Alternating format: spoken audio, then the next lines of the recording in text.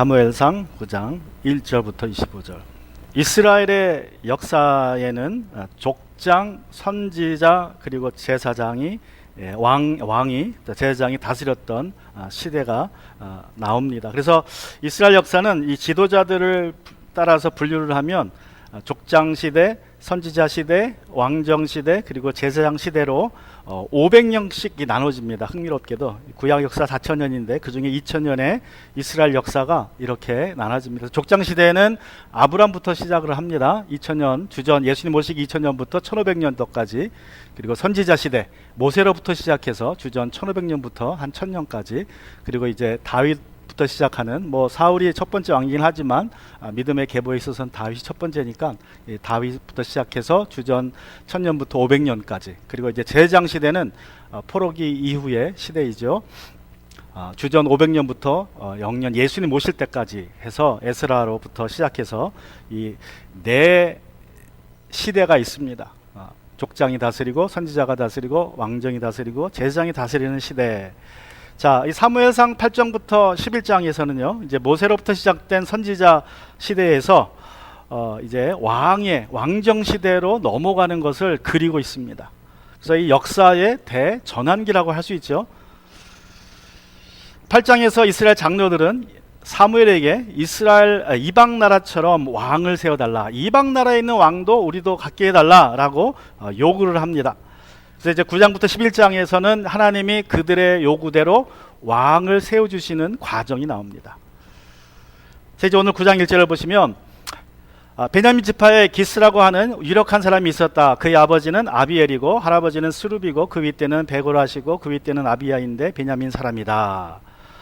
이 사무엘상 9장 1절은 사무엘상 1장 1절과 매우 흡사합니다. 그래서 같이 보시면 거의 비슷합니다. 지파가 소개되고 조상이 이제 나옵니다. 그래서 주인공 사울 때까지, 사무엘 때까지, 그리고 이제 9장에서는 사울 때까지가 총 6대가 나옵니다.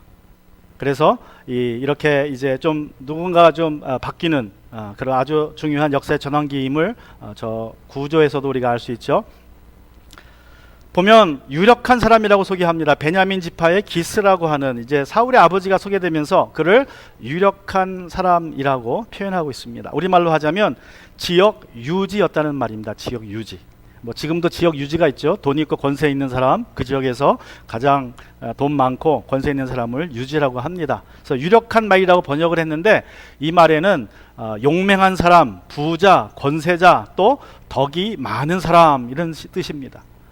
지도자란 뜻이죠. 지도자. 그 지역의 베냐민 지파에서 이제 지도자, 좀 양반 집안이다라고 표현을 한 것이라고 볼 수 있습니다.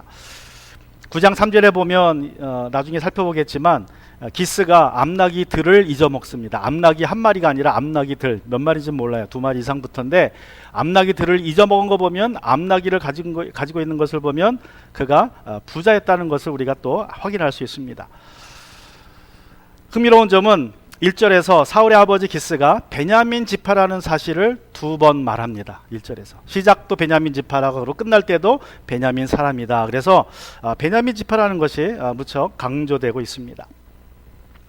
여러분 아시는 것처럼 제가 몇 번 말씀드렸지만 이미 베냐민 지파는 사사기 19장부터 21장에 나오는 일련의 사건들의 핵심 그 지파입니다. 베냐민 사람들은 영적으로 볼 때는 소돔과 고모라와 같은 상태였어요. 사사기에 나오는 베냐민 지파의 모습은 동성애를 부끄럽게 여기지 않았던 지파입니다.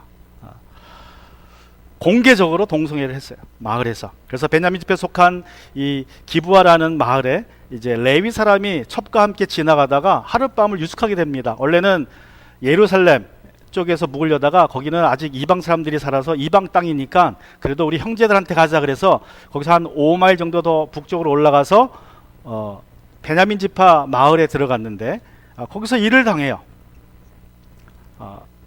외부인이 들어왔다는 사실을 동네 사람들이 알고 그가 묵고 있는 어느 외부 이 베냐민 지파가 아닌 이 다른 지역에서 이사 들어온 다른 지파의 노인의 집을 찾아옵니다. 그리고 불러내요. 한 명도 아니고 여러 명이 무리가 와서 불러냅니다. 그리고 무슨 말을 합니까? 우리와 관계하자. 우리와 관계하자. 공개적으로 그렇게 청합니다. 그것도 한 명도 아니고 여러 사람이 때로 몰려와서 그만큼 베냐민이 타락했어요. 한번 생각해 보세요. 좋으면 지들끼리 하지. 예? 그러니까 이미 지들끼리는 다 해봐서 누가 새로운 사람이 오니까 또 찾아간 거예요. 그러니까 엄청나게 베냐민 지파는 타락한 지파입니다. 이 일로 결국 첩이 죽고 레위 사람이 이 첩을 시체를 12조각 내서 각 지파 리더들에게 보내서 내가 이런 일을 당했다 알리고 그 일로 전쟁이 벌어집니다. 내분이 벌어져요. 12지파 사이에 베냐민을 상대로 11지파가 12지파를 치러 옵니다. 그래서 결국 베냐민 지파가 거의 멸절이 돼요. 남자 600명 남기고 다 죽입니다. 그리고 그때 깨달아요. 아, 이렇게 되다가 우리가 한 형제 지파를 다 완전히 멸절하겠다 그래서 이제 전쟁을 멈춥니다. 이게 이제 그 상황하고 멀지 않은 시대예요. 그래서 여기서 베냐민 지파라는 말이 두 번 나왔다는 말은 사실 별로 그렇게 좋은 소개는 아닙니다. 자, 1절은 사울의 아버지 기스를 소개하고 있습니다. 이제 2절부터는 주인공인 사울이 소개되고 있습니다. 2절에 가시면 그에게는 기스에게는 사울이라고 하는 아들이 있었는데 잘생긴 젊은이였다. 이스라엘 사람들 가운데 그보다 더 잘생긴 사람이 없었고. 여러분 한번 생각해 보십시오. 얼마나 잘생겼으면. 베냐민 지파 중에서도 아니에요. 그러니까 베냐민 지파에서도 제일 잘생겼으면 뭐 잘생긴 건데 베냐민 지파를 떠나서 모든 지파들 중에서 제일 잘생겼다 그럽니다. 한 100만 명의 남자들 중에서 제일 잘생긴 거예요. 엄청 잘생겼다는 거죠. 정말 외모로 볼 땐 아주 엄청 잘생긴 사람이고 또 키도 보통 사람들보다 어깨 이만큼 컸다. 그러니까 머리 하나가 더 큰 겁니다. 보통 남자들보다 머리 하나가 더 컸어요.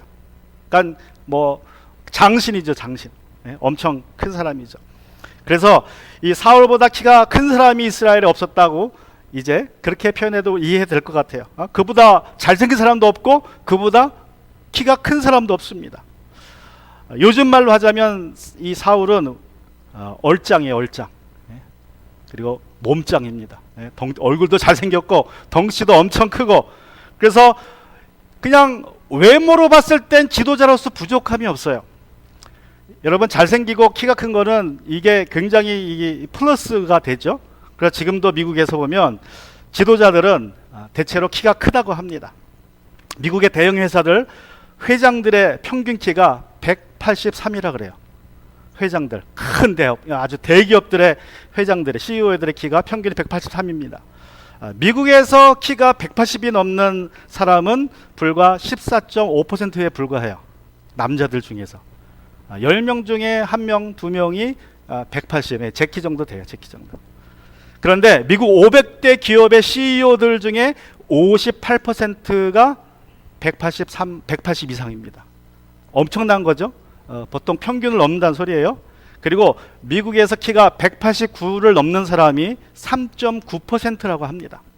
그런데 500대 기업의 CEO의 30%가 189 이상이에요. 그래서 이 키가 큰 것이 굉장히 뭔가 하여튼 좀 지도자가 되는데 유리합니다. 굉장히 유리해서 또 돈도 많이 번다 그래요. 키가요 1인치 클수록 1년에 평균적으로 789불을 더 번다 그래요. 미국에서. 똑같은 일을 하는데도 1인치가 더 큰 사람이 그만큼 더 많이 번다는 거예요.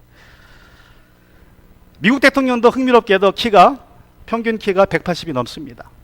조 바이든 대통령이 180이라고 해요. 딱 제 키예요. 트럼프 대통령은 6.3피트, 190cm, 엄청 큽니다. 저보다 이만큼 더 커요. 10cm가. 거인이죠, 거인. 장신이죠. 여러분 미국 남자들의 평균 신장이 175예요. 근데 이 대통령들은 평균 키보다 5cm가 더 크다는 것입니다. 2인치 정도 더 큰 거예요. 이집트 벽화나 중동의 벽화를 보면 왕들은 엄청 거인으로 그려졌습니다. 저 이집트 그 벽화에 보면 왕이 의자에 앉아 있죠. 근데 거의 2배 정도 커요, 키가. 또 여기 보면 이 메소포타미아의 왕을 그린 벽화인데 부조인데 보면 옆에 안고 있는 게 제 고양이가 아닙니다. 저기 사자입니다. 사자를 고양이처럼 꽉 껴안고 있을 정도니까 덩치가 얼마나 큰 거예요. 근데 사람들은 고고학자들은 저거를 보고 왕이니까 위대한 사람이고 그러니까 크게 표현했다라고 이야기를 하지만 어떻게 보면 사실 정말 저때 시대에는요 거인이 왕이었을 가능성이 큽니다. 제가 보기에는 그 문자적으로 그럴 가능성이 굉장히 높아요. 거인들이 왕이었다. 거인들이. 그래서 이 사울이 키가 컸다는 말은 지도자로서, 당시의 기준으로 볼 지도자로서, 왕으로서 자격이 딱 갖춰 있다는 소리예요. 그 사람들, 조상들 이야기, 또 주변 사람들 보면 왕이 다 저만했어요. 그러니까 사울도 커야 되는 게, 왜 그래요? 이방 왕처럼 우리도 왕을 가져야 되는데, 우리도 이방 왕 같은 어떤 사람, 키 큰 사람이 필요하다, 왕으로. 그래서 사울이 키가 컸습니다. 자, 이제 3절부터 2절에서는 사울이 어떤 사람인지 이제 소개가 되었고요. 그래서 3절부터 14절에서는 이제 사울의 어떤 그 이야기를 통하여서 사울이 또 외적으로도 여러 가지 면에서 볼 때에도 왕으로서 부족함이 없는 존재라는 것을 이렇게 부각시키고 있습니다. 그리고 어떻게 사울이 사무엘을 만나게 되는지를 이제 설명하고 있습니다. 우리 3절에 가시면, 그런데 사울의 아버지 기스는 자기가 기르던 암나기들 가운데 몇 마리를 일컬어서 자기 아들 사울에게 종을 하나 데리고 가서 암나기들을 찾아보라고 말하였다. 자, 사울의 아버지 기스가 암나기 몇 마리를 잊어버렸습니다. 여러분, 암나기라는 것은요, 당시에 굉장히 귀중한 재산입니다. 왜냐하면 나귀들은요, 당시에 전쟁에도 나귀를 타고 나갔어요. 전쟁에도 왕들, 또 이 장군들은 말이 아닙니다. 제가 보기에는 말은요, 전차를 끌어서, 전차를. 말은 덩치가 좋고 힘이 좋죠. 그러니까 전차를 끄는 건 마차라고 그러면 더 편하겠죠. 이 마차, 전투용 마차를 끄는 건 말이 끌고, 그리고 일반 군인들은, 장군들은, 왕들은 당나귀를 타고 나갔습니다. 그래서 전쟁에서 아주 유용한 짐승이고, 평상시에는 짐을 싣거나 사람을 싣고 다녔어요.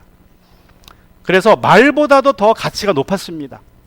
그래서 땅, 여종, 남종, 소, 그리고 이 나귀들은 굉장한 재산입니다. 재산. 손에 꼽는 재산인데, 특별히 암나귀니까 더하죠. 새끼를 낳으니까 재산 증식이 쉬워요. 그래서 암나귀 몇 마리 잃어버렸다는 말은 굉장한 큰 재산의 손실을 입었다는 것입니다. 사람이 타고 짐을 실을 수 있는 나귀, 요즘 같으면 차죠. 차 중에서도 트럭입니다. 짐도 싣고 사람도 타니까. 그 귀한 재산을 잊어버렸어요. 엄청난 가치의 재산을 잊어버렸으니 아들에게 이제 가서 찾아오라 그럽니다. 그런데 혼자 가면 좀 위험하니까 같이 가라. 종을 하나 붙여줘요. 종을 하나 붙여준다고 이렇게 나오죠. 자기 아들 사울에게 종을 하나 데리고 가서 암나귀를 찾아보라고 말하였다. 종을 하나라고 번역이 됐지만, 이 말이 첫 번째 종이라고도 번역이 될 수 있어요. 첫 번째 종. 그러니까 종 하나라는 말을 하나가 아니라, 쉴 때 하나 둘이 아니라 순서대로 첫 번째, 두 번째. 만약에 첫 번째로 해석한다면 첫 번째 종, 우두머리 종을 데리고 가라. 그렇게 한 거예요. 우두머리 종. 제가 보기엔 첫 번째 종, 우두머리 종이라는 뜻이 더 맞습니다. 왜냐하면 여기서 종이라는 단어가, 보통 종이라는 단어는 에베드입니다. 히브리 말로 에베드. 근데 여기서는 나라라는 단어가 써 있어요. 나라. 이 나라라는 단어는 관리자라는 뜻에 가까워요. 관리자.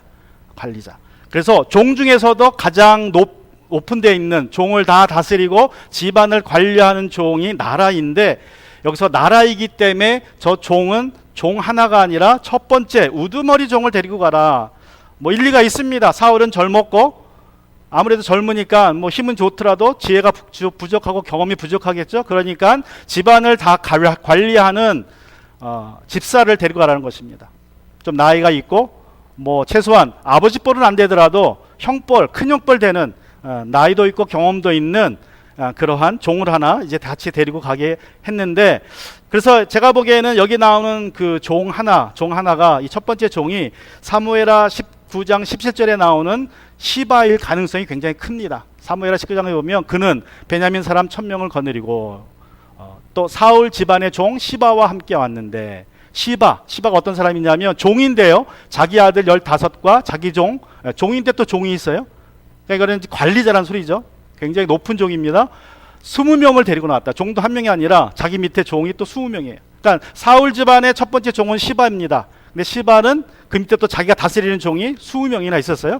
그 종들을 데리고 이제 돌아오는 다윗 왕을 맞으러 나갔다는 이야기인데, 그래서 아마도 이 시바가 여기 나오는 종이 아닐까라고 이제 성경학자들은 설명을 합니다. 저도 그럴 가능성이 굉장히 높다고 생각을 합니다.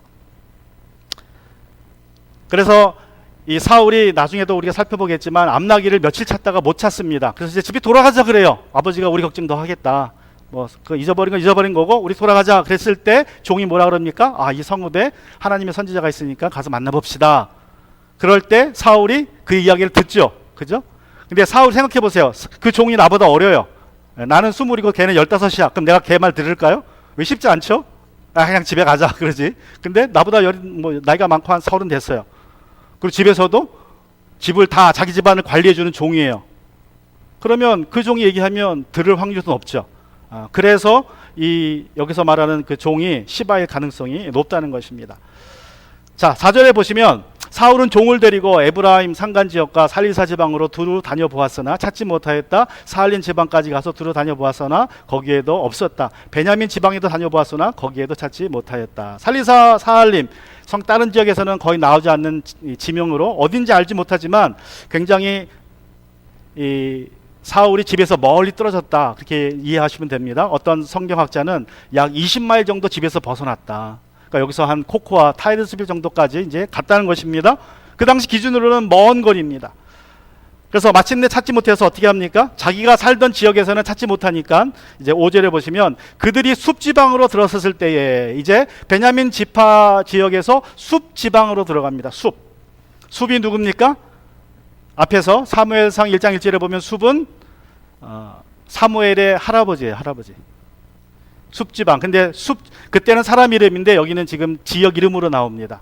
아마도 제 생각에는 이 사무엘의 아버지도 좀 유력한 사람이라 당시에 좀 인정받는 유력한 집안이라 그 동네 사람들이 숲이라고 불렀는데 외부 사람들이 볼 때는 거기 누가 살아요? 거기 유력한 숲이 사니까 숲이 사는 지역, 그래서 숲지방이라고 사람들이 부르기 시작했기 때문에 사무엘의 할아버지 이름이 지방 이름으로 쓰인 것이 아닐까 생각이 돼요. 그 정도로 이제 사무엘도 좀 지방이 빵빵한 지방이었는데 결국 사울이 암나귀를 찾다가 이제 사무엘과 좀 더 가까워집니다. 사울이 있는 지역으로 찾아와요.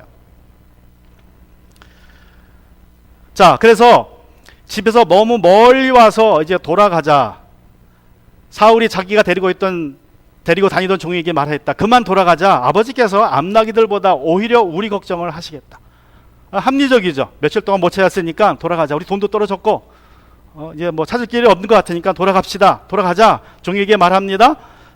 자, 그런데 그 종이 다른 의견을 제시해요. 6절에 보시면 그러자 그 종이 그에게 말했다. 보십시오. 이 성읍에는 라마입니다. 하나님의 사람 한 분이 계시는데 존경받는 분이십니다. 그가 말하는 것은 모두 틀림없이 이루어진다고 합니다. 그러니 이제 그리로 가보시는 것이 어떨는지요. 혹시 그가 우리에게 우리가 가야 할 길을 알려줄지도 모릅니다. 자, 마침 우리가 하나님의 사람이 계시는, 하나님의 사람이라는 말은 선지자를 가리키는 표현입니다. 하나님의 사람이 계시는 이 성읍에 왔으니, 라마에 왔으니 그 사람 한번 찾아가서 도움을 구해봅시다. 그러자 사울이 종의 의견을 무시하지 않고 따라갑니다. 그런데 한 가지 문제가 있어요. 무슨 문제입니까? 사울이 종에게 말하였다. 그래, 한번 가보자. 그런데 우리가 그분에게 무엇을 좀 가지고 가야 하는데 우리 주머니에는 빵 하나도 남지 않았으니 하나님의 사람에게 드릴 예물이 없구나. 우리에게 뭐가 남아있는 것이 좀 있느냐? 내 주머니는 다 비었다. 빵도 없다. 너는 어떻느냐? 라고 종에게 물어봅니다. 자, 9절에 가시면 종이 다시 사울에게 대답하였다. 나에게 은전 한 푼이 있습니다. 자, 라는 감탄사가 중요해요. 이 종조차도 자기에게 돈이 한 푼도 없다고 생각을 했어요. 근데 사울이 한번 찾아보라 그러니까 찾아봤는데 마침 이 은전 한 푼, 한 립도 아니고 한 양도 아니고 한 푼이 나옵니다. 은의 4분의 1, 그러니까 3g 정도가 나왔어요. 지금으로 따지면 가치가 한 10,000원 정도 된다래. 10,000원. 그러니까 자기도 깜짝 놀란 거예요. 나도 다 떨어졌다 생각해서 한번 뒤져봤더니만 혹시나 했는데 한 10,000원이 나온 거예요. 자, 이것을 하나님의 사람에게 드리고 우리가 갈 길을 가르쳐 달라고 하겠습니다. 9절 이제 설명이 나와요. 왜 그렇게 선지자에게 갈 때에 돈을 찾았는지. 옛적에 이스라엘에서 사람들이 하나님께 물으려고 할 때에는 선견자에게 가자고 말하였다. 오늘날 우리가 예언자라고 하는 이들을 옛적에는 선견자라고 불렀다. 자, 이 사무엘상을 쓴 사람이 아마도 여기까지는 사무엘이 썼을 것 같아요. 사무엘이 이제 설명하기를 옛적에는 선견자라고 불렀다. 선견자에게 찾아가서 삶의 모든 도움을 받고 상담했는데 빈손으로 가는 게 아니라 뭔가 선물을 가지고 갔다. 우리 한국식 표현으로 하면 마치 우리 옛날에 어려운 일 있으면 누가 찾아가요? 예? 무당 찾아가죠? 무당한테 뭐 가져갑니까? 복채 가져가죠? 비슷한 개념이에요. 비슷한 개념. 그래서 선견자와 예언자는 같은 사람인데 불리는 표현 방식이 다른 거는 왕이 세워지기 이전에는 선견자라고 불렀어요. 왜냐하면 이 선견자가 하나님의 사람들이 찾아오면 기도하고 그들의 도움을 줘요. 모든 어려움들을 선견자가 들어서 해결해 주니까 감사한 마음을 표현하기 위해서 이제 뭔가 예물을 가지고 가는 거예요. 그런데 이제 왕이 들어서면서부터는 왕정 시대가 시작되면서부터는 선지자들, 특별히 이제 큰 선지자들은 주로 왕을 상대로 이야기를 합니다. 왕에게 하나님의 말씀을 전해요. 그래서 그때부터는 이제 예언자 또는 선지자라는 표현을 썼기 때문에 선견자와 예언자라는 표현이 좀 같은 사람을 직무를 두고도 다르게 표현했다라고 성경학자들이 이렇게 설명을 합니다. 제가 보기에는 어느 정도 일리가 있다고 생각을 합니다. 자, 은전 한 푼, 은전의 4분의 1 가격, 3g을 찾자. 이제 흔쾌히 사울이 하나님의 사람을 찾아 나섭니다. 그것이 이제 10절에서 11절에 보면 사울이 종에게 말했다. 좋은 생각이다. 어서 가자. 그리하여 그들은 하나님의 사람이 있는 성읍으로 갔다. 그들은 성읍으로 가는 비탈길로 올라가다가 물 길러 내려오는 처녀들을 만나 선견자께서 성읍에 계십니까? 하고 물었다. 자, 물을 길러 나오는 때 이 고대 이스라엘 지역에서는요, 여자들이 물을 길러 나오는데 하루에 한 번 정도 나와요. 언제 나오냐면 오후나 저녁에 나온다 그래요. 오후나 저녁에. 제가 보기에는 저녁 준비 겸 다음날 준비하기 위해서 이제 물을 뜨러 가는 것 같아요. 그래서 물 길러 내려오는 처녀를 만났다는 뜻은 이때 시간이 오후다, 늦은 오후다라는 걸 알 수 있어요. 늦은 오후. 그래서 내려온다는 것은 성읍이 언덕 위에 있다는 뜻입니다. 당시에 성읍들은 다 언덕 위에 있습니다. 방어를 하기 위해서. 근데 언덕 위에는 우물이 없죠. 높으니까 물이 없으니까 물을 풀려면 계곡으로 내려와요. 그래서 이제 내려왔다라고 표현을 한 것입니다. 자, 처녀들이 몰려 내려오자 그들에게 묻습니다. 선견자께서 성읍에 계십니까? 그랬더니 어떤 대답이 나옵니까? 우리 12절 보시면 처녀들이 그에게 대답했다. 처녀들이 그들에게 대답했다. 여러분, 처녀들이 몇 명인지 모르겠지만 그 중에 한 명이 대답하면 되죠. 지금 올라가시면 만날 수 있을 거예요. 지금 방금 올라갔습니다. 그럼 되죠. 근데 처녀들이, 거기에 모여있는 처녀들이 다 동시에 대답을 합니다. 왜 그럴까요? 여러분, 이병헌이 와서 물어보면 어떻게 하겠습니까? 여기 한국 식당이 어디예요? 라고 이병헌이 와서 물어보면 여자들이 다 어디 있어요? 그럴 거 아니에요? 그죠?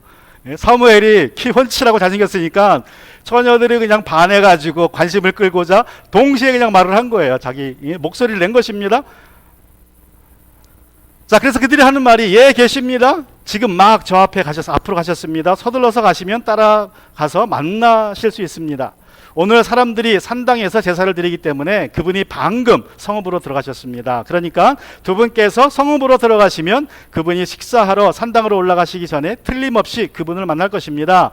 그분이 도착할 때까지는 아무도 먹지 않습니다. 그분이 제물을 축사한 다음에야 초대한 사람들이 먹기 때문입니다. 그러니 지금 올라가시면 그분을 만날 수 있습니다. 자, 당시에는 산당이 있었습니다. 실로가 이제 블레셋에 의해서 완전히 파괴되고 그 이후에 더 산당이 활성화된 것 같아요. 라마에도 이제 사무엘이 제단을 쌓았다는 말이 앞에서 우리가 봤죠. 그래서 라마에도 아마 산당이 있었던 것 같습니다. 자, 그 산당에서 이제 제사를 드리게 됐어요. 무슨 제사인지 모르겠지만 거기에 이미 사람들이 모여 있고 사무엘만 올라가면 이제 식사가 시작된다. 그러니까 제물이란 말을 했으니까 이제 제사가 드려지고 식사가 시작되니까 곧 올라가 보십시오라고 이제 처녀들이 말합니다. 자, 14절. 그들이 성읍으로 올라가서 성읍 안으로 들어가 보니 사무엘이 마침 산당으로 올라가려고 맞은편에서 나오고 있었다. 자, 마침내 사무엘과 사울이 만났습니다. 자, 이 만남을 위해서 하나님이 미리 사무엘에게 말씀을 주셨어요. 사무엘상 9장 15절 16절에 보시면 사울이 오기 하루 전에 주님께서 사무엘에게 알리셨다. 내일 이맘때에 내가 베냐민 땅에서 온 한 사람을 너에게 보낼 것이다. 너는 그에게 기름을 부어서 나의 백성 이스라엘의 영도자로 세워라. 그가 나의 백성을 블레셋 사람의 손에서 구해낼 것이다. 나의 백성이 겪는 고난을 내가 보았고 나의 백성을 살려달라고 울부짖는 소리를 내가 들었다. 또 사무엘이 사울을 보는 그 순간에도 하나님이 말씀하세요. 그게 17절에 기록되어 있습니다. 사무엘이 사울을 보았을 때에 주님께서 그에게 말씀하셨다. 이 젊은이가 내가 너에게 말한 바로 그 사람이다. 내가 어제 말한 사람이다. 이 사람이 나의 백성을 다스릴 것이다. 자, 여러분 보시면 어떤 말이 반복되고 있습니까? 16절과 17절에 보면 나의 백성이라는 말이 반복되고 있어요. 16절과 17절에 하나님이 사무엘에게 말씀하시면서 나의 백성 무려 5번이 나옵니다. 16절에 4번이 나오고요. 17절에 한 번 더 해서 하나님이 이스라엘을 나의 백성이라고 말하면서 나의 백성을 그가 다스릴 것이다 라고 얘기해. 그가 나의 백성의 왕이 될 것이다 라고 이야기를 합니다. 그래서 분명히 하셨어요. 사울이 나의 백성을 다스리는, 나를 대신해서 통치하는 통치자다. 자, 근데 놀라운 사실이 있습니다. 어떤 사실입니까? 18절에 보시면 사울이 성문 안에 있는 사무엘에게 다가가서 말하였다. 선지자의 집이 어디 있는지 알려주십시오. 자, 사울이 사무엘을 만났는데 지금 어떻게 된 거예요? 사울이 사무엘을 알아보지를 못합니다. 아주 생소한 사람, 아주 처음 만나는 사람으로 대해서 사무엘 당사자에게 선지자 사무엘의 집이 어디냐고 물어봐요. 그래서 사무엘이 사울에게 대답을 합니다. 바로 내가 그 선견자여 앞장서서 산당으로 올라가시지요. 두 분은 오늘 나와 함께 저녁을 듭시다. 무려 보시려는 것은 내일 아침에 다 말씀드리겠습니다. 그리고 나서 두 분을 보내드리겠습니다. 사흘 전에 잃어버린 암나귀들은 이미 찾았으니 그것은 걱정하지 마십시오. 지금 온 이스라엘의 사람의 기대가 누구에게 걸려 있는지 아십니까? 바로 그대와 그대 아버지의 온 집안입니다. 자, 사무엘이 사울에게 내가 바로 그 사람입니다. 그러면서 뭐라 그래요? 앞장서라 그래요. 여러분, 이 한국 동양 문화나 이스라엘 문화 연장자가 앞에 서게 되어 있습니다.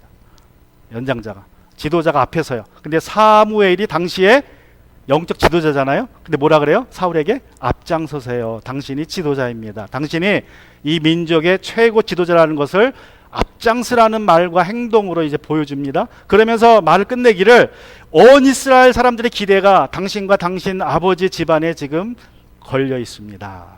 그러니까 당신이 이 나라의 새로운 왕입니다라고 이제 암시를 하는 것입니다. 사울도 이 말을 듣고 깜짝 놀랐을 거예요. 어떻게 반응을 합니까? 사울이 대답하였다. 저는 이스라엘 지파 가운데서도 가장 작은 베냐민 지파 사람 아닙니까? 그리고 저희 가족은 베냐민 모든 지파 가운데서도 가장 보잘것이 없는데 어찌 저에게 그런 말씀을 하십니까? 여러분, 베냐민 지파가 사사기 19장의 사건을 통하여서 12지파 중에서 가장 작은 지파가 됐습니다. 그건 사실이에요. 600명으로 줄었으니까 그건 사실입니다. 네? 사실인데 문제는 두 번째 말이에요. 저의 가족은 베냐민 지파의 모든 가족 가운데서 가장 보잘것이 없습니다. 근데 보잘것이 있습니까? 없습니까? 1절에 보면 유력한 집안이라고 그랬잖아요. 그죠? 암나귀들을 몇 마리 잊어먹을 정도로 유력한 집안입니다. 보잘것 없진 않은데 이렇게 말한 것을 보면 굉장히 사울이 어떤 사람이다? 성품적으로 겸손한 사람이에요. 겸손한 사람입니다. 또 온순한 사람이에요. 온순한 사람. 왜 그래요? 종이 말하는 것도, 종의 말도 순종하니까. 뭐 종이 물론 자기보다 연장자이고 집안에서 더 중요한 일을 맡아서 종의 말을 들을 수도 있지만 고집 있으면 안 듣죠. 가자 그러면 나 피곤하니까 가는 거예요, 집으로. 근데 종이 그래도 혹시 모르니까 우리 한번 하나님의 사람 찾아갑시다 그랬더니 그러자 그래요. 조건도 안 좋아요. 돈도 없어요. 그런데도 한번 해보자. 그 정도로 성품이 온순합니다. 온유해요. 겸손합니다. 그래서 이 사울은요, 외모만 키가 크고 얼굴이 잘생긴 사람이 아니라 성품적으로도 아주 겸손했어요. 괜찮은 사람이에요. 정말 매력적인 사람입니다. 20부터 4절까지 보시면 사무엘은 사울과 그 종을 데리고 방으로 들어가서 초대받은 사람들의 윗자리에 앉혔다. 상전에 앉힙니다. 거기에 모인 사람들은 30명쯤 되었다. 이미 이제 사무엘이 그 지역의 유지들을 모아서 같이 식사를 합니다. 그리고 그 상석에 앉아요. 그 은근히 암시하는 겁니다. 이 청년이 이제 앞으로 우리의 지도자가 될 수 있다. 23절 사무엘이 요리사에게 일렀다. 내가 자네에게 잘 간수하라고 부탁하여 맡겨둔 부분을 가져오게. 요리사가 넓적다리와 거기에 붙어있는 것을 가져다가 사무엘 앞에 놓으니 사무엘이 말하였다. 보십시오. 준비해 두신 것입니다. 앞에 놓고 드십시오. 내가 사람들을 초청할 때부터 지금 이렇게 드리려고 보관해 두었던 것입니다. 그래서 그날 사울은 사무엘과 함께 먹었다. 자, 요리사에게 부탁했다. 요리사, 이건 그냥 현대적인 번역이고요. 그냥 고기 이제 짐승 잡는 사람, 백정이라는 소리예요. 근데 당시에는 고기를 아무 데서나 못 잡고 하나님 앞에 제사 드릴 때만 고기를 잡아서 제사 드린 이후에 고기를 먹었어요. 그래서 이 요리사는 요리사라고 표현했지만 그냥 짐승을 잡는 사람이고, 그리고 어쩌면 그렇기 때문에 레위 가문에 속한 사람이 아닐까 생각이 돼요. 중요한 것은 이 요리사에게 부탁을 미리 했습니다. 사무엘이 넓적다리와 거기에 붙은 것, 그 기름을 말합니다. 제일 맛있는 부분 고기에서 그 부분을 사울의 몫으로 남겨두었어요. 준비했다는 것입니다. 그리고 함께 30명의 유지들과 함께 식사를 합니다. 자, 25절 그들은 산당에서 내려와 성읍으로 들어갔다. 침실이 지붕에 준비되어 있었으므로 사무엘과 사울은 거기에 누워서 잤다. 당시의 집은 동양이나 서양이나 비슷합니다. 1층은 짐승이 살아요. 사람이 같이 삽니다. 짐승하고 사람이 같이 기거하는 층이 1층이에요. 거기에는 부엌도 있고 애들 잠도 잡니다. 그리고 이제 이스라엘 지역에서는 특별히 2층이라기보다는 지붕을 여름철에는 침실로 써요. 시원하니까. 그래서 지붕을 이렇게 천으로 막는 텐트처럼 하면 굉장히 조용하고 시원한 공간이 되죠. 그래서 이 지붕이 게스트하우스도 되고 기도실도 되고 또 여름에는 침실도 됩니다. 그러니까 좋은 장소입니다. 좋은 장소. 그래서 거기서 사무엘과 사울이 함께 잠을 잡니다. 어떤 성경학자들은 사무엘이 밤새 사울을 면접했다. 왕으로서 이 사람이 좀 괜찮은 사람인가 인터뷰한 날이다 이렇게 얘기를 해요. 사람이 오랜만에 만나고 처음 만나면 밤에 그냥 안 자죠. 그래도 얘기하고 자는 차니까. 근데 제가 보기에는 면접한 것 같지는 않습니다. 왜 그래요? 이미 하나님은 정했어요. 사울로. 이미 하나님이 정했는데 사무엘이 면접한다고 뭐가 달라지겠어요? 하나님이 더 잘 알지 사울을. 그죠? 그러니까 면접이라기보다는 하나님이 사무엘에게 주신 말씀을 전했을 것 같아요. 당신이 앞으로 하나님이 선택하신 왕으로 이 나라를 이끌어 갈 텐데 어떤 왕이 돼야 된다라고 어쩌면 가르쳐 줄지 모릅니다. 어떤 내용을 말씀해 줬을까요? 16절과 17절 가르쳐 줬을 거예요. 자, 너는 그에게 기름을 부어 나의 백성 이스라엘 영도자를 세워라. 그가 나의 백성을 블레셋 사람의 손에서 구해낼 것이다. 자, 사무엘의 첫 번째 임무, 블레셋 사람으로부터 내 백성을 지켜라. 그게 임무입니다. 나의 백성이 겪는 고난을 내가 보았고 나의 백성이 살려달라고 울부짖는 소리를 내가 들었다. 그래서 저 말을 전했을 거예요. 하나님이 당신을 왕으로 뽑았는데 선택하셨는데 당신의 임무는 이겁니다.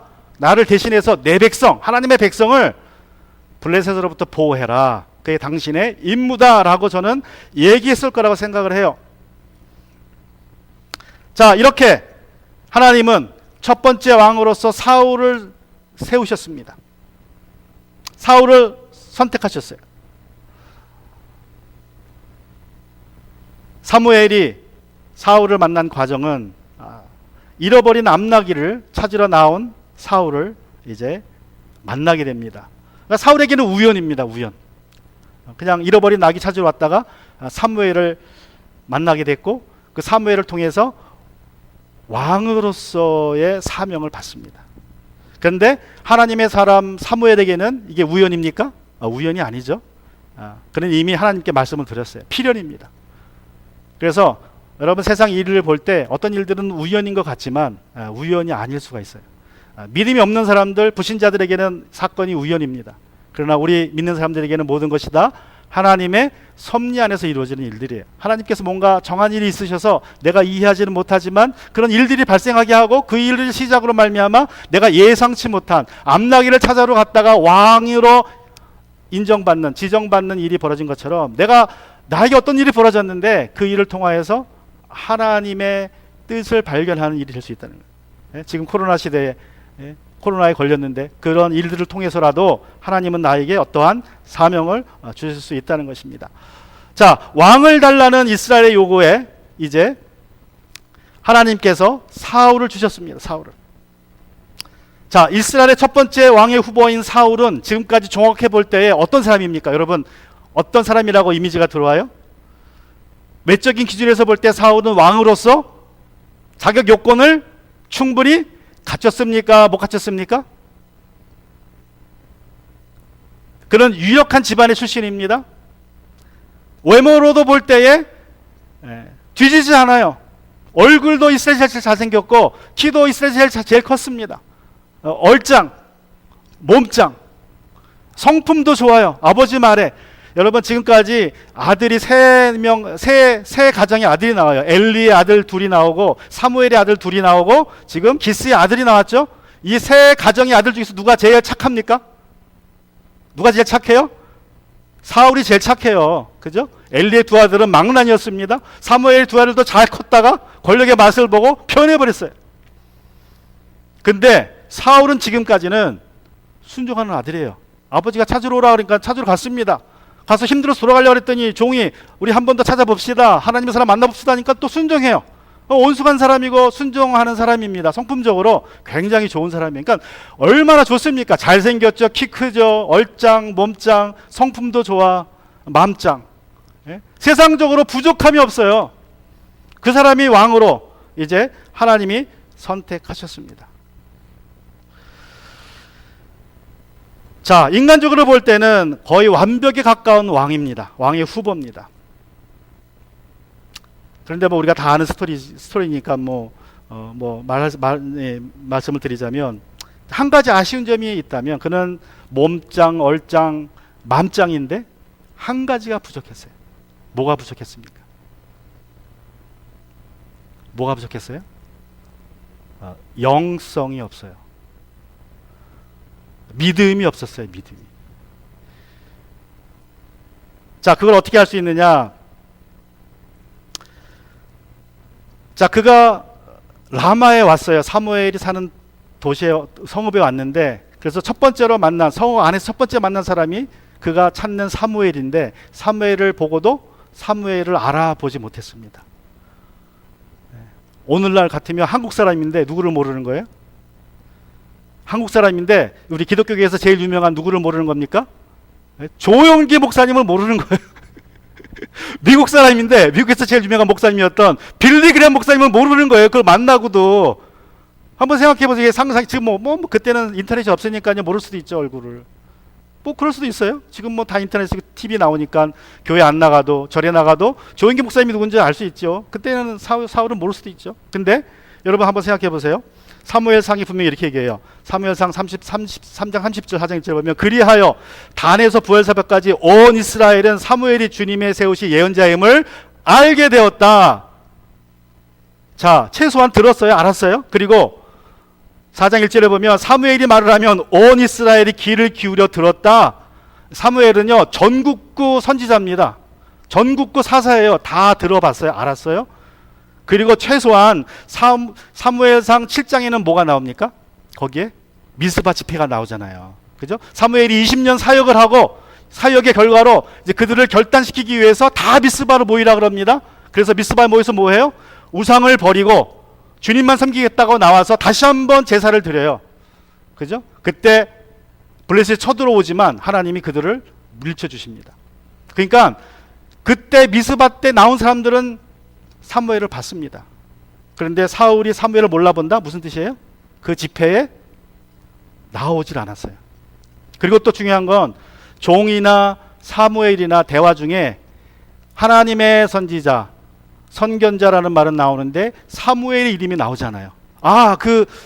여의도에서 한국에서 제일 큰 교회 하는 목사님까지는 나오는데 그 목사님의 이름이 누군지를 몰라. 그건 문제죠. 그 사람은 특히 기독교인인데 조용기 목사님 이름을 모른다? 그건 문제 있는 거죠. 그죠? 기독교인인데 빌리 그레이엄 목사님 이름을 몰라. 그렇게 훌륭한 목사님, 전도 많이 하시는 분, 집회 많이 하시는 분까지는 아는데 그분이 누군지 몰라. 그럼 그 사람은 신앙이 없단 소리예요. 아주 무지하다는 소리입니다. 근데 지금 사울의 상태가 그래요. 하나님의 사람까지는 말이 나오고 선견자까지 나왔는데 그 선견자가 누군지 이름을 찍지 못합니다. 그 당시 가장 유명한 선지자 사무엘 이름을 부르지 못해요. 종도 그래요. 그러니까 그 집안 자체가 뭐하다는 거예요. 그 집안 자체의 분위기가 영적인 분위기가 아니에요. 자, 왜 하나님은 이런 사울을 왕으로 주셨습니까?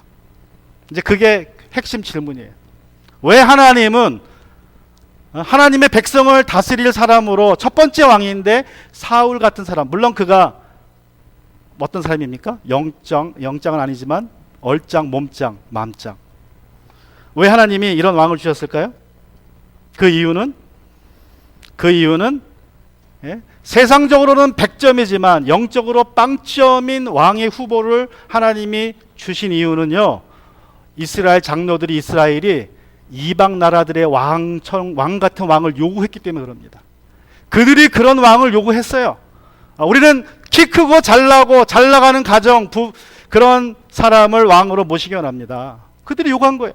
하나님이 그들이 요구한 대로 100% 받게 주십니다. 그래, 너희들이 원하는 건 이방 나라의 왕들, 키 크고 잘생기고 돈 많은 힘 좋은 왕을 원했지. 그래서 내가 사울을 주는 거다 라고 해서 사울을 하나님이 준비하신 것입니다. 여러분, 사울의 이름이 히브리어로 사올입니다. 사올 비슷하죠? 사울의 이름의 어근이 사올이에요. 그 뜻이 구하다, 요구하다입니다. desire 또는 ask란 뜻이에요. 사울. 사무엘상 8장 10절에 이 동사가 나오는데, 사무엘은 왕을 세워달라고 요구하는 백성들에게, 자, 여기서 요구하는 이라는 동사가 사올입니다. 사올.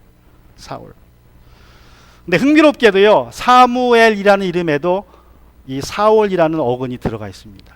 그래서 사무엘은 하나님이 들으시다라는 뜻도 있지만 하나님께 요구하다라는 뜻도 있어요.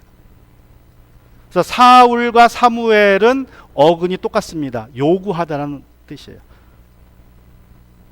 자, 사무엘은요, 한나가 하나님께 요구해서 받은 아들이에요. 사울은 이스라엘이 하나님께 요구해서 받은 왕입니다. 그런데 무엇이 차이가 났습니까? 이스라엘 백성들은 자신들의 평화와 안전을 위해서 세상적인 기준으로 왕을 구했어요. 이방 나라의 왕들 같은 왕을 달라. 그랬더니 하나님이 거기에 꼭 맞는 왕을 주셨습니다. 얼굴도 제일 잘생겼고, 키도 제일 크고, 베냐민 집에서 제일 부자고, 마음도 착하고 온순하고 순종적입니다. 근데 문제는 믿음이 없어요. 믿음이 없습니다. 그 당시에 제일 유명한 하나님의 선지자 이름도 내지 못할 정도로 믿음에는 관심이 없어요. 그 집안이 다 그렇습니다. 그래서 하나님이 사울을 왕으로 세웠지만 그의 가문이 왕가를 이루지 못하고 일대에 끝납니다. 여러분, 스펙이 중요합니다. 그러나 믿음이 더 중요합니다. 또 기도도 잘해야 됩니다. 하나님은 내가 기도한 대로 주세요. 하나님은 내가 기도한 대로. 야고보서 4장 3절에 보시면 구하여도 얻지 못하는 것은 자기가 쾌락을 누리는 데 쓰려고 잘못 구하기 때문입니다. 자, 내가 잘못 구했는데 안 주시면 정말 좋은 거예요. 이거는 정말 좋은 겁니다. 내가 잘못 구했는데 주셨다? 큰 문제예요. 큰 문제. 근데 하나님은요, 구하고 또 구하면 주세요. 마치 탕자처럼. 탕자가 아버지에게 유산 주세요 하니까 아버지가 어떻게 합니까? 줘버리잖아요. 언제 후회합니까? 다 허랑방탕하게 쓰고 폭삭 망하고 돌아옵니다. 그러니까 하나님도 아버지이기 때문에 어쩔 수 없어요. 자식이기는 아버지가 없죠. 어쩔 수 없이 구하면 주십니다. 구하면 주세요. 그리고 한번 네가 경험해보고 돌아오라는 거죠. 뭐 그렇다고 아들을 죽일 수는 없고, 달라니까 줍니다. 이스라엘 왕을 달라니까 줍니다. 그들이 원하는 대로 100% 똥 맞는 왕을 주십니다. 그래서 우리가 잘 구해야 돼요. 정말 하나님의 뜻에 따라 구해야 됩니다. 제가 최근에 한 2주 전에 하나님께서 구한 것을 응답해 주셨어요. 우리 주영이가 중학교 들어갈 때 웨스트쇼에 입학서를 넣었습니다. 근데 거기는 이렇게 뺑뺑이를 돌리죠. 소위 말하는 추첨을 합니다. 안 됐어요. 그때 이제 나왔는데 대기 순서가 50번인가 100번인가 그래가지고 그냥 포기했어요. 근데 이제 중학교 졸업하고 고등학교 올라가는데 또 넣었어요. 선영이도 넣고, 물론 뭐 기도했죠. 하나님 좀 들어가게 해달라고. 뺑뺑이 했는데 또 안 됐어요. 주영이가 21번째로 끊겼어요. 선영이는 한 100번째로 끊겼어요. 그래서 뭐 못 가나 보다. 하나님이 거기 안 들여다 주시나 보다 했는데 한 2주 전에 전화가 왔더라고요. 다 앞에 있는 애들이 다 이제 캔슬 해가지고 자리가 났다는 거예요. 그래서 웨스트쇼 학교에 들어가게 됐습니다. 그래서 혹시나 해가지고 우리 선영이 딸도 넣었는데 그랬더니 알아보겠다 그러더니만 또 전화가 왔어요. 딸도 됐다고. 그래서 정말 하나님이 기도에 응답해 주셔서 이 두 아들과 딸이 웨스트쇼라는 좋은 학교에 들어갔습니다. 여러분 얼마나 좋냐면요. 미국에 21,035개의 공립학교가 있어요. 정부에서 운영한 학교가 21,035개인데 그 중에 랭킹이 48등입니다. 50등 안에서 왔다 갔다 하는 학교, 전국에서. 굉장히 좋은 학교입니다. 자, 하나님께서 구했더니 2년 후에 주셨는데 제가 말씀을 준비하면서 느낀 것은요. 우리 애들이 저는 여기 가서 우리 선영이나 주영이는 애들은 좀 도전이 필요해요. 학교 가면 재미없다 그러고 학교 가면 그냥 보면 뭐 챌린지가 안 되는 것 같아요. 얘기 들어보면 학교 가서 시간만 때우고 와요. 시험 보면 시험 잘 보고. 그래서 좀 애들이 도전을 받아야 되는데 도전 받으려면 이런 웨스트쇼 같은 학교에 가서 도전을 받으면 좋겠다 생각해서 이제 지금 마음은 거기 가는 것을 기뻐하는데, 그러면서 제가 이 설교를 준비하면서 느낀 것이 우리 애들이 좋은 학교 가서 뭐 외적으로 좋은 자격을 갖출 수 있어요. 그러나 우리 애들한테 바라는 건 공부 잘하고 성공하는 것도 중요하지만 뭐가 짱이 돼야 된다? 영이 짱이 돼요. 영이. 믿음이 좋아야겠죠. 믿음이. 세상에서 아무리 1등 해도 믿음이 없다면 꽝입니다. 세상에서 꼴등해도 믿음이 있으면 하나님 앞에 1등이에요. 여러분, 내가 잘못된 것을 구하면 하나님은 안 주세요.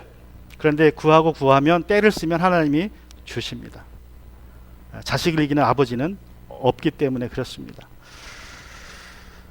그래서 우리가 구할 때에, 기도할 때에 정말 내가 하나님의 뜻대로 구하는지, 내가 한나처럼 믿음으로 구해요. 한나는 어떻게 구했습니까? 하나님은 하나님께 돌려드리려고 아들을 구했어요. 내가 지금 억울하지만 내가 자식을 못 낳아서, 아들을 못 낳아서 지금 후처한테 억울하게 내가 지금 일을 당하고 있지만 그게 결정적인 그게 시작이지만 끝은 하나님께 돌리겠습니다 해서 아들을 구했어요.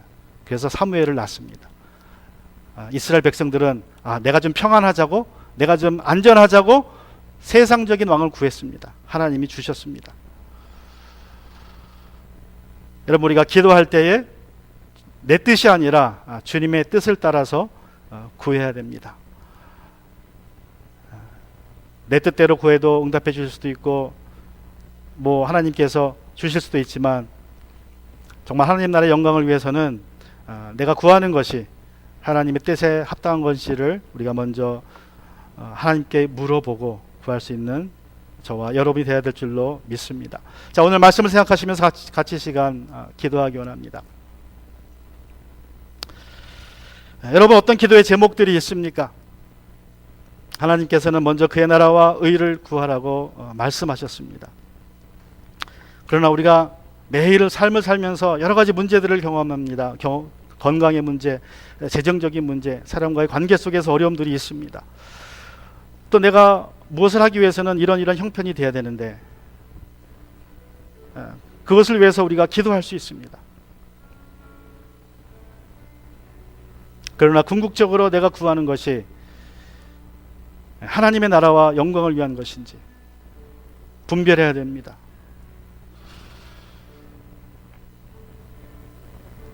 잘못하면 이스라엘의 장로들처럼, 이스라엘 백성들처럼 내가 잘못된 것을 구했을 때에 하나님이 주어버리시면 그게 복인 것 같지만 복이 아닐 때가 있기 때문에 그렇습니다. 하나님, 한나의 믿음을 허락하여 주시옵소서. 내가 지금 당하는 경험과 여러 가지 어려움과 고통 속에서 그것을 이기기 위해서 내가 구하지만 그 결과는 주님께 영광이 되는 기도를 할 수 있도록 도와 주시옵소서. 우리 같이 이 시간 통성으로 주님 앞에 기도하기 원합니다.